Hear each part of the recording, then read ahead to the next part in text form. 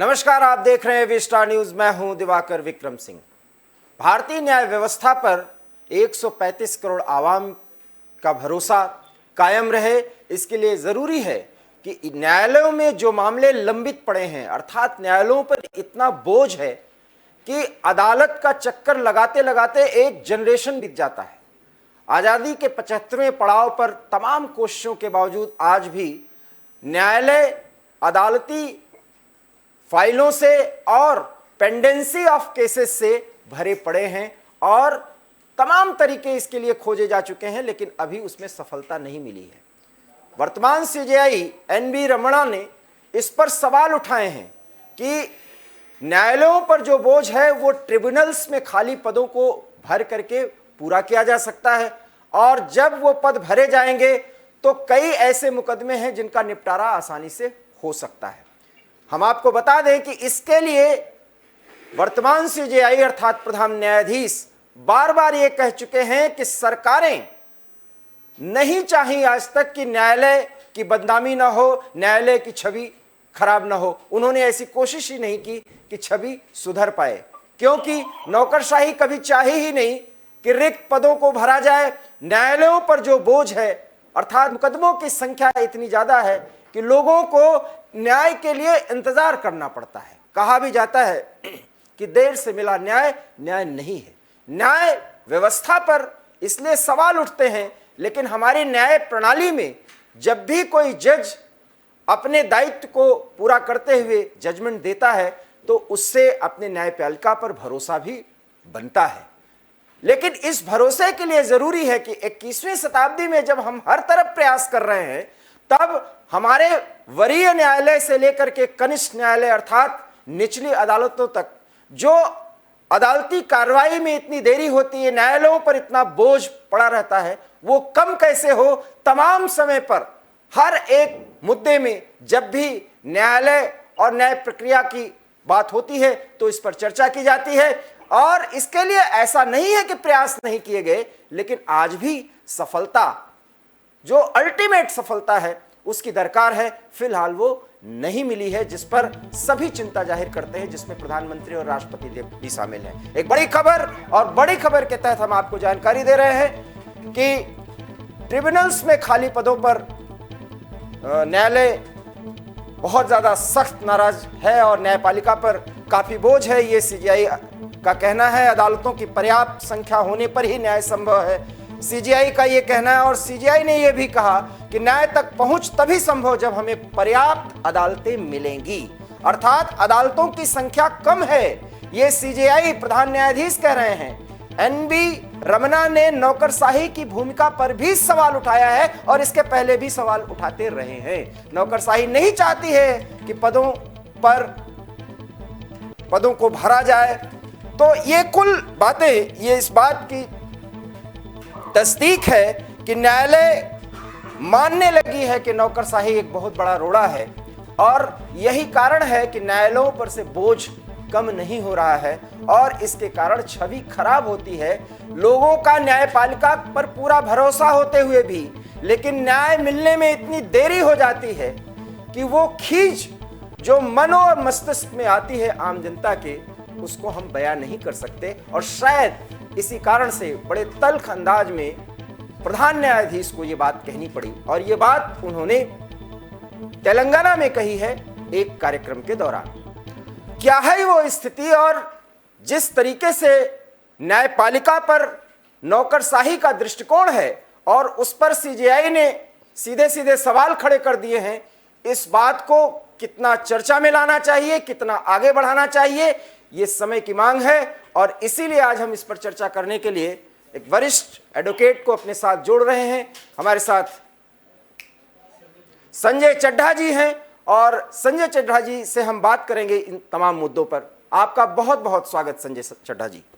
संजय जी, मैं आपसे जानना चाहूंगा कि सीजेआई की ये खींच थी या उनको इस तरह से चोट करने की अब एक जरूरत समझ में आने लगी है?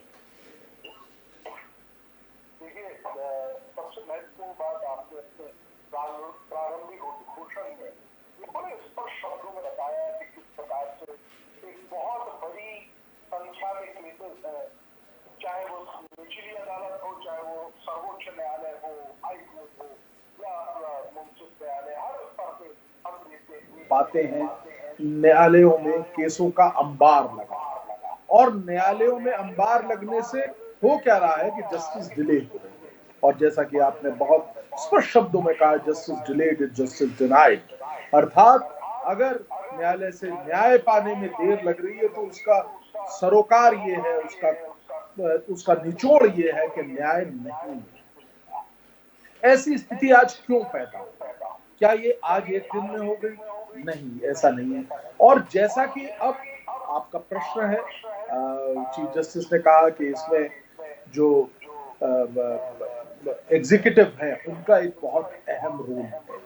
देखिए, नहीं, निश्चित तौर पे एक अहम रोल है। अगर हमारे देश में न्यायालय जो बने हैं और ट्राइब्यूनल्स हैं जो जो जो जहां पे न्याय होना चाहिए, वहां जजेज ही नहीं होंगे तो न्याय कैसे होगा? आप अचंभित रह जाएंगे कि एक एक साल की डेट भी हमने पढ़ते हुए देखी है मुकदमे में। तो ये एक बड़ी बड़ी जिसे कहना चाहिए कि एक बड़ी दुखद स्थिति है। और इसमें मेरा ऐसा मानना है कि जैसा आदरणीय चीफ जस्टिस साहब ने कहा कि एक बहुत बड़ी भूमिका है, रेड टेपिज्म है, क्लियरिटी नहीं है, ये सारी चीजें तो हैं ही। लेकिन एक बात, एक लॉयर होने के नाते और बहुत जिम्मेदारी के साथ अभी बहुत कुछ हमारी जुडिशरी में भी होने की आवश्यकता है। जो तेजी के साथ हमने देखा रेप के मुकदमों में, आपने देखिए, आप निर्भया का केस, इतना जबरदस्त मीडिया कवरेज हुई, तब भी इस पूरे केस को कंक्लूड होने में सुप्रीम कोर्ट जाके और वहां से न्याय पाने में 7.5 से 8 साल लग गए। वहीं पे मैं अच्छाई भी बताना चाहूंगा आपको, अजमेर के एक न्यायालय में, जिसे कि जो कि स्पीडी जस्टिस के तहत स्पेशल कोर्ट के अंतर्गत 40 दिन में एक रेप के केस को डिसाइड किया गया। तो ये हो सकता है, ऐसा नहीं है कि नहीं हो सकता है। देखिए, स्पीडी जस्टिस से होता यह है कि अगर आपको द्रुत गति के साथ, तेजी के साथ न्याय मिलता है तो ये न्याय की अपनी एक जो है वैल्यू है, एक इंपॉर्टेंस है। ये न्याय अगर इस तरीके से तेजी से मिले हुए न्याय को हम आप देखेंगे कि समाज के दूर तक के एंड तक इसका मैसेज पहुंचता है। मैसेज ये पहुंचता है कि अगर कोई हम गलत काम करेंगे तो उसमें तेजी से न्याय मिलेगा और हम फंस जाएंगे। अब किसी अगर रेप के जो व्यक्ति है, जो उसमें इन्वॉल्व है, एक्यूज है, वो चाहता, वो उसको 40 दिन में अगर सजा हो जाती है तो अगला व्यक्ति को रेप करने से पहले 20 बार सोचेगा कि क्या मुझे ये काम करना भी चाहिए कि नहीं। इसलिए इसके बहुत सारे फेसेट्स हैं, इसके सोशल एंगल्स हैं, इसके कई सारे एंगल्स हैं। और एक बहुत सर्वोपरि जो बात है, न्याय की आवश्यकता अति शीघ्र ही होती है। आज मेरे को दर्द है और दवा आप मुझे 6 महीने के बाद देंगे तो ऐसी दवा का मुझे नहीं चाहिए, ऐसी दवा अपने पास रख लीजिए। और हमने देखा कि जो व्यक्ति होते हैं, जो पीड़ित व्यक्ति होते हैं, वो कई दफा परेशान होते न्यायालयों से। संजय जी, सवाल यह है कि मैं इस पर बात करूंगा।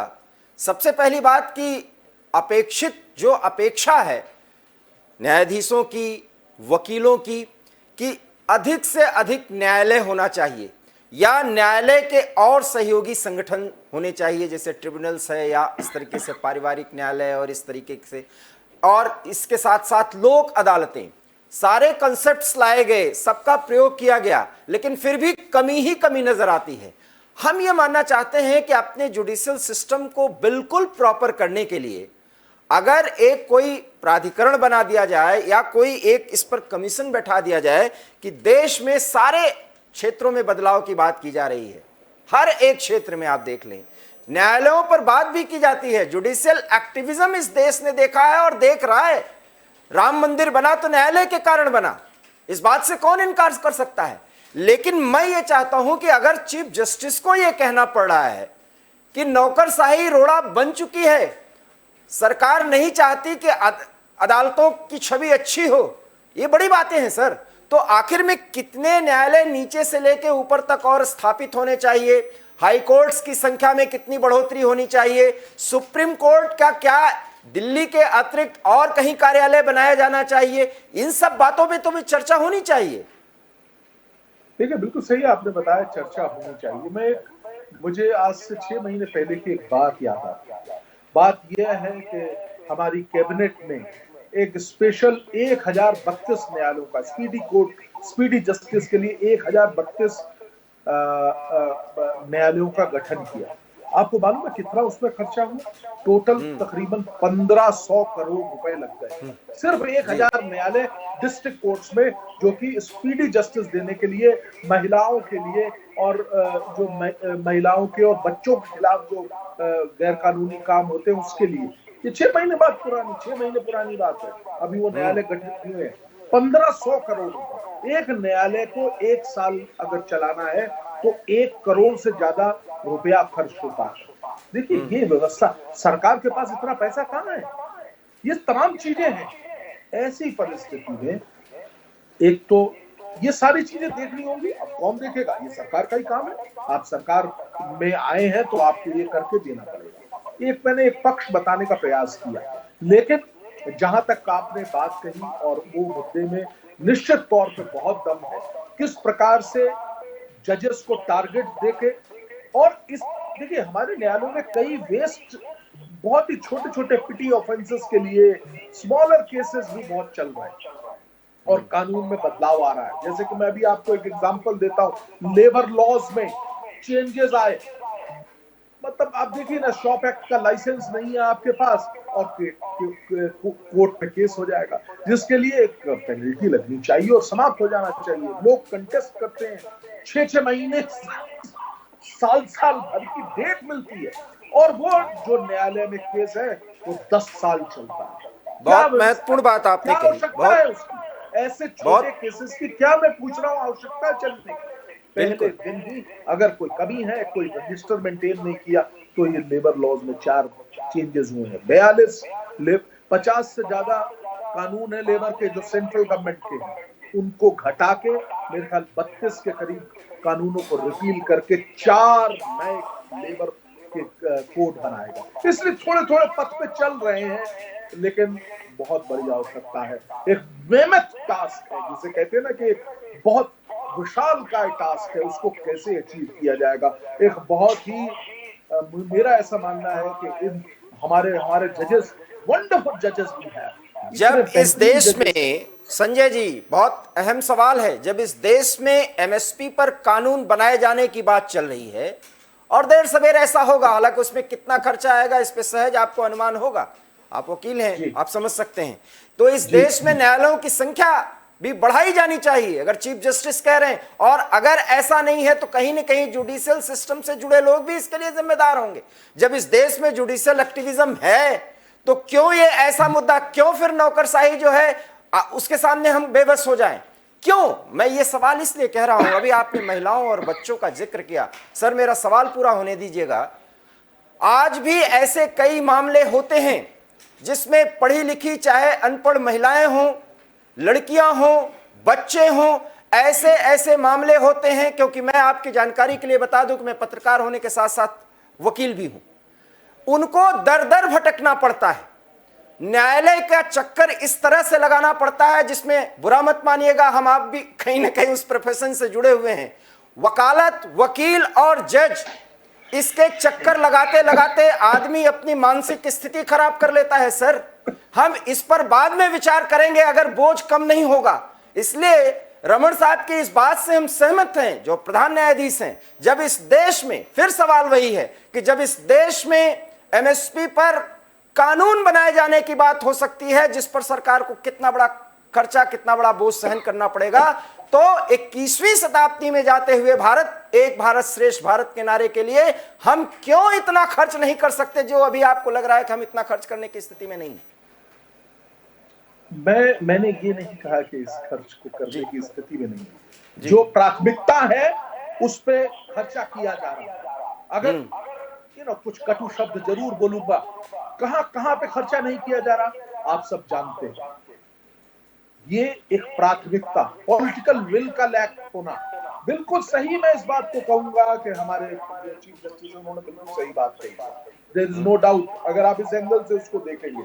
लेकिन उस प्राथमिकता को जागृत करने के लिए क्या हमारे चीफ जस्टिस के पास और हमारे प्रधान न्यायालय यानी कि सर्वोच्च न्यायालय के पास भी ये क्षमता है, वो निर्देशित कर सकती है। मैं बहुत बड़ी बात कह रहा हूं और जिम्मेदारी के साथ कह रहा हूं और पूरे जिसे कहते हैं कि जिस पूरे सम्मान के साथ कह रहा हूं, हमारे सर्वोच्च न्यायालय के पास भी ये शक्ति है कि वो केंद्र सरकार को इस तरह के चेंजेस लाने के लिए निर्देशित कर सकती है। क्यों नहीं किया जा सकता इस तरह का निर्देशन? अपने पूरे उसमें कर सकती है, निश्चित तौर पर खुद नहीं कर सकती है, क्योंकि हमारे यहाँ we are governed by systems of divide है हमारे सिस्टम कि ये कार्य इन्होंने करना है, ये कार्य इन्होंने करना। तो आवश्यकता है प्राथमिकता बनने की सबसे पहले। अगर ये प्राथमिकता इस सरकार की बन जाएगी कि जस्टिस डिलीवरी सिस्टम स्ट्रांग होना चाहिए, जस्टिस डिलीवरी सिस्टम इस प्रकार का होना चाहिए कि वो जो एक जमीन से जुड़ा हुआ गरीब व्यक्ति है उसको न्याय मिले। आप आज समझते हैं, मैं आपके माध्यम से बताना चाहता हूं अपने सुनने वालों श्रोताओं को और देखने वालों लोगों को ये बताना चाहता हूं, आज सिर्फ और सिर्फ 5 से 10% लोग ही न्यायालय जाते हैं। 90% of population of this country is, जिसे कहना चाहिए वंचित है, वो बिल्कुल नहीं जाती न्यायालय में। वो न्यायालय नहीं जाती, बिल्कुल सही कह रहे नहीं हैं चाहती। वकीलों की फीसों के बिल, आज आपको मेरी बात अवश्य बुरी लगेगी, आप चले जाइए, आपका 50,000 रुपए की रिकवरी का मैटर है, वकील केस नहीं लेगा क्योंकि उसको वो 20-25 हजार रुपए से कम क्या वो अपनी फीस ले। महंगाई इतनी बढ़ गई है, क्या करे वो। तो हमको आज आवश्यकता है हमको कि न केवल जस्टिस को, जबकि बातें इतनी बड़ी होती हैं, मेरे मन में विचार ये आ रहा है कि जस्टिस को हम डोर स्टेप पे पहुंचाने तक की बात भी करते हैं हमारे कई लोग। अरे भैया, पहले तो न्यायालयों के पास जाके वहीं से जस्टिस दिलवा दीजिए आप। तो निश्चित तौर पे एक पूरी फेर बदल की आवश्यकता है और उस फेर बदल को करने के लिए आपको और हम सबको तो तैयार होना ही पड़ेगा। सबसे पहले सरकार की प्रतिबद्धता चाहिए, सबसे पहले चाहिए कि सरकार की पॉलिटिकल विल हो कि हमें हमारे देश के नागरिकों को न्याय से वंचित नहीं रखना है। और मैं आपके माध्यम से बड़ी जिम्मेदारी के साथ पुनः कहता हूं कि आज हमारा भारतवासी न्याय से वंचित है, कितनी वंचित है। मैं आपसे सहमत हूं, इस बात को और आगे बढ़ाता हूं। वंचित इसलिए है, आप तो सिर्फ गरीबों की बात कर रहे हैं। पढ़े लिखे लोग, समझदार लोग अगर किसी एक मामले में न्यायालय में गए, आप एफआईआर होने के बाद न्यायालय में वो मामला गया, किस अदालत में पहुंचा, और उसके बाद तारीख पर तारीख, और वो फिर वही सनी देओल वाला हम आपके सामने वो जो संवाद है उसको सुनाना चाहेंगे कि तारीख पर तारीख, तारीख पर तारीख, आखिर जज साहब ये कब तक। ये जुझलाहट सचमुच में हर एक पीड़ित या पीड़िता के सामने वो स्थिति आती। सवाल ये है कि अगर इतना बोझ रहेगा, मैं अब कुछ अंदर की बात आपसे बोलता हूं कि एक न्यायाधीश को जिस भी स्थिति में वो है, जिस स्तर का वो न्यायाधीश है, इजलास पर पहुंचते आधा तो वादी या प्रतिवादी रोते हुए स्थिति में मिलते हैं कि पता नहीं आज तारीख लगेगी भी या नहीं। अगर ये बोझ कम नहीं होगा, संख्या नहीं बढ़ाई जाएगी, इसके सहयोगी संगठन नहीं जुड़ेंगे न्याय प्रक्रिया के, तो ये स्थिति तो सर कभी सुधर ही नहीं सकती। बड़ी विनम्रता से आपसे मैं आग्रह करना चाहूंगा, देखिए ये एक पक्ष अवश्य है जो आपने कहा, ये पक्ष है। इसके अलावा कई और आयाम है मेरे मित्र, कई और आयाम है जिनका उपयोग किया जा सकता है। ऑल्टरनेटिव डिस्प्यूट रिड्रेसल सिस्टम को आप क्यों नहीं बढ़ाते, क्यों नहीं मीडिएशन को उठाते, क्यों नहीं लोक अदालत को उठाते, क्यों नहीं आर्बिट्रेशन को उठाते, जहां पे फ्लेक्सिबिलिटी है। आपने मीडिएशन का नाम लिया सर, मैं यहां भी सवाल उठाऊंगा। आप मीडिएशन पर, मीडिएशन और लोक अदालतों की स्थिति ऐसा कर दी गई। देखिए अब तो हम उस व्यवस्था पर चर्चा कर रहे हैं, शायद हम और विषय को ज्यादा अंदर ले जा रहे हैं, क्योंकि मैं भी वकालत से और उसके सारे पहलुओं से बहुत अच्छी तरह से तारुफ रखता हूं। मीडिएशन की बात पर जब आते हैं तो अब मीडिएशन का महत्व ही खत्म होता जा रहा है। लोक अदालतें जिस भूमिका में शुरुआती दौर में थी, आज वो इतनी परंपरागत और इतनी उज्ज्वल हो गई कि वहां पर वास्तव में समस्याएं उस तरह से सुलझती नहीं। ये तो हमारी गंभीरता पर सवाल उठता है कि हम किस गंभीर स्थिति में वहां पहुंच करके इसी माध्यम से लोगों की समस्याएं सुलझा देते हैं। मीडिएशन का मतलब तो अब निचली अदालतों से लेकर ऊपर की अदालत पर खाना पूर्ति भर रह गया है। ये तो व्यवस्थागत दोष है सर। देखिए, अब हम व्यवस्था के दोष पर ठीकरा फोड़ते रहें, उससे नहीं होगा। हमें इस व्यवस्था को, जो व्यवस्था है हमारी व्यवस्था यही है, इस व्यवस्था में सुधार की आवश्यकता है। उसके लिए हम सबको प्रयत्नशील होना पड़ेगा। सबसे पहले सरकार को कुछ एक मेजर लेने पड़ेंगे। देखिए, 2-3 मैं आपको एग्जांपल बताता हूँ। कमर्शियल कोर्ट्स है, वहां पे ये व्यवस्था बनाई गई कि केस के प्रारंभ होने से पूर्व एक मीडिएशन करना पड़ेगा। मीडिएशन में जाना कंपलसरी। कंज्यूमर प्रोटेक्शन एक्ट आया जिसमें चैप्टर 5 को जोड़ा गया और ये बताया गया कि अब मीडिएशन कंपलसरी है। तो ये तमाम चीजें हो रही है। मैं आपको एक और एग्जांपल देता हूं। मेरे बहुत अजीज कह लीजिए या सम्मानित जज हैं हमारे, रिटायर्ड हुए थे Punjab and Haryana Haryana high court से। उनका नाम है जस्टिस कनन। जस्टिस कनन ने एक बीड़ा उठाया है पुडुचेरी में, वो अब रिटायर्ड होकर वहां पे रह रहे हैं। वो पुडुचेरी को लिटिगेशन फ्री डिस्ट्रिक्ट बनाना चाहते हैं। ये संभव हो रहा है और वो कर रहे हैं काम इस क्षेत्र में। उन्होंने मीडिएशन की जो ताकत है, अगर उसको समझ लें आप, तो मैं कहता हूं आधे से ज्यादा केसेस आप शुरू होने से पहले ही खत्म कर देंगे। लेकिन जैसा आपने बिल्कुल सही बताया कि मीडिएशन का इस्तेमाल अब होने लग गया। पहले से अगर पार्टियां थक चुकी हैं, टूट चुकी हैं, जब वो कहते हैं भैया हमें माफ कर दो, तब उनका समझौता करवा के बिठा दिया जाता है, या वो समझौता करके आते हैं फिर उनको भैया मीडिएशन की मोहर लगवा दी जाती है। बात बिल्कुल सही है, लेकिन इन कमियों को हमको सुधारना है। देश में इस जस्टिस डिलीवरी सिस्टम को परिपक्व मजबूत बनाने का जो बीड़ा उठा के आपको चलना है। स्प्रेडिंग लीगल अवेयरनेस करनी है। तमाम लोगों को बताना है कि क्या क्या आपके अख्तियार हैं, क्या आपके राइट्स हैं। कोई फर्स्ट सिटीजन या सेकंड सिटीजन नहीं है, सब हम बराबर हैं। बाबा साहब का जो संविधान है वो सबको बराबर प्रोटेक्शन देता है। कितने क्षेत्र हैं जहां पे कार्य किया जा सकता है, और निश्चित तौर पे अगर आप, मैं, हम लोग, चाहे हमारी, जिसे कहते हैं ना, हम लोगों की बात बूंद बूंद से घड़ा भरता है। हमको मैं आपको बधाई देता हूं कि आपने आज इस विषय को उठाया।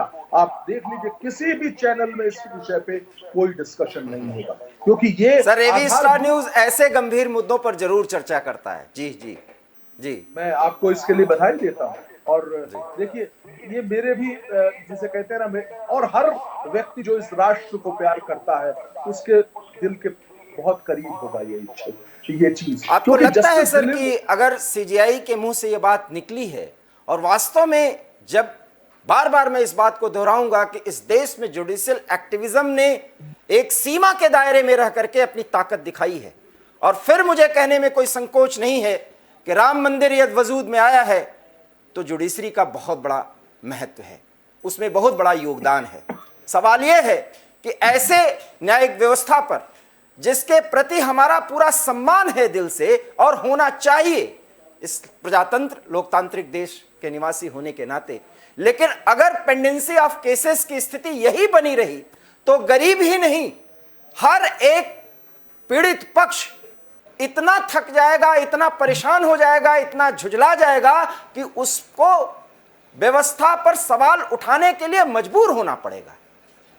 तो क्या आपको लगता है कि आने वाले समय में पेंडेंसी ऑफ केसेस में बहुत कमी आएगी, न्यायालयों की संख्या बढ़ेगी, और अगर नहीं होता तो इसके लिए क्या किया जाना चाहिए? यह बहुत जरूरी है सर। फाइनल कमेंट्स के रूप में मैं आपसे इन सवालों के जवाब जरूर चाहूंगा। मैं देखिए, ये एक बहुत ही अहम इशू है, बहुत अहम मुद्दा है। हम सबको, और खास तौर से सरकार को, इसमें जैसे कि बताया, रिक्त पदों की भर्ती होना, जहां पे आप जानते हैं कई हमारे हाई कोर्ट है, मैं एग्जैक्ट नंबर नहीं दे पाऊंगा, आपके पास डाटा होगा, और एक समय था जब सैकड़ों की संख्या में हाई कोर्ट में रिक्त पद, लोअर जुडिशरी की अगर आप बात करें वहां रिक्त पद है। इसके अलावा ट्राइब्यूनल्स, इसके अलावा जितने कमीशंस बने हुए हैं, इन सब में अगर रिक्त पद हैं तो कैसे न्याय मिलेगा? सबसे बड़ी दूसरी बात, हर जगह पे पॉपुलेशन के रेशियो में न्यायालय का लोअर कोर्ट का गठन होना भी अपने आप में सरकार की प्लानिंग का पार्ट है। स्पीडी जस्टिस के लिए जो स्पीडी स्पेशल न्यायालयों का गठन होना, ये भी सरकार की जो प्लानिंग है उसका पार्ट है। हम कई वर्षों से ये सुन रहे हैं ना, मैं इस करंट सरकार की बात नहीं कर रहा हूं, हर सरकार के पॉलिसी का ये एक मुद्दा रहा है, गंभीर मुद्दा रहा है। आपको याद होगा वर्मा आयोग 2012-13 में, उसमें भी सिफारिश की गई थी कि महिलाओं के बच्चों के विरुद्ध जो गैर कानूनी काम होते हैं उसके लिए स्पेशल न्यायालय की आवश्यकता है। बिल्कुल और वो बिल्कुल गठन होना चाहिए। एक निर्भया फंड बना, खरबों रुपए पड़े हैं वहां पे, उस फंड का उपयोग तक नहीं हम कर पा रहे। एक और ये है और एक और क्या किया जाए, क्योंकि जो प्राथमिकता है, पुनः बता रहा हूं आपसे, जो प्राथमिकता है सरकार की, वो ये नहीं है कि जस्टिस डिलीवरी सिस्टम अच्छा हो, वो ये नहीं है कि जजेस जो है वो न्याय का वितरण करें, जो गरीब जनता है या साधारण जनता है, मिडिल क्लास की जनता है, उनको न्याय मिले, ये कभी भी सरकार की प्राथमिकता नहीं रही है। इसलिए मैं अपनी बात को और आदरणीय चीफ जस्टिस साहब की बात को जोड़ के इस चीज का अवलोकन करके और कहना चाहता हूं आपके माध्यम से कि रेड टेपिज्म है, निश्चित तौर पे आज आवश्यकता जो है उसको पूरा करिए और हम सबको थोड़ा सा सुखी जीवन दीजिए, ये सरकार से विनती है आपके माध्यम से। बहुत बहुत धन्यवाद संजय जी, आपने अपने विचार व्यक्त किए और हमारे विचारधारा से आप सहमत हुए कि जब तक स्पीडी न्याय अर्थात त्वरित न्याय नहीं मिलेगा, देर से मिला न्याय होता ही नहीं है। हालांकि हमें न्याय मिलता है, हमें अपने जुडिशरी पर पूरा भरोसा है, लेकिन सिस्टम इस तरीके से प्रॉब्लमैटिक हो चुका है जिसमें सुधार की गुंजाइश है और इसके लिए जरूरी है कि न्यायालयों की संख्या बढ़े। अगर न्यायालयों की संख्या नहीं बढ़ती है तो हर एक पीड़ित पक्ष, चाहे महिला हो, चाहे बच्चे हों, चाहे पुरुष हों, जब वो न्यायालय की शरण में जाते हैं तो उस शरण में जाने के बाद जब वहां से न्याय उनको मिलता है उनके समय रहने तक, और कभी कभी तो एक जनरेशन बीत जाता है, और उसके बाद जो उसको न्याय मिलता है तो वास्तव में उसका व्यक्तित्व 180 डिग्री बदल जाता है। क्या ये न्याय होगा? 21वीं शताब्दी में जब हम पूरी दुनिया के साथ कंधे से कंधा मिलाकर के आगे बढ़ना चाहते हैं, तब हम न्यायिक व्यवस्था के संदर्भ में सीजीआई की तरफ से अगर यह सवाल उठाया जाए और रेड टेपिज्म अर्थात नौकरशाही पर सीधा सीधा आरोप लगाया जाए और सरकारों पर कहा जाए कि उन्होंने इस तरह से प्रयास किया ही नहीं कि न्यायालय का सम्मान और बढ़े, तो ये सवाल बहुत ही महत्वपूर्ण है। और ये न सिर्फ जुडिशरी के लिए बल्कि आम जनता के लिए, जो न्यायालय में जाकर के न्याय पाना चाहते या चाहती हैं, उनकी स्थिति किस कदर बद से बदतर हो जाती है न्यायालयों के चक्कर लगाते लगाते। शायद इसके पीछे यही कारण है कि न्यायालयों की संख्या जितनी होनी चाहिए उतनी है नहीं, जुडिशरी से जुड़े अधिकारियों, जजों की संख्या जितनी होनी चाहिए उतनी है नहीं। इसलिए तारीख पर तारीख यही बोलते सुनते समय बीत जाता है और जब न्याय मिलता है तब तक बहुत देर हो चुकी होती है। फिलहाल एवी स्टार न्यूज में इतना ही। देश और दुनिया की तमाम बड़ी खबरों के लिए आप देखते रहिए एवी स्टार न्यूज, क्योंकि यहां खबरों का सिलसिला कभी नहीं थमता। फिलहाल मुझे दीजिए इजाजत, नमस्कार।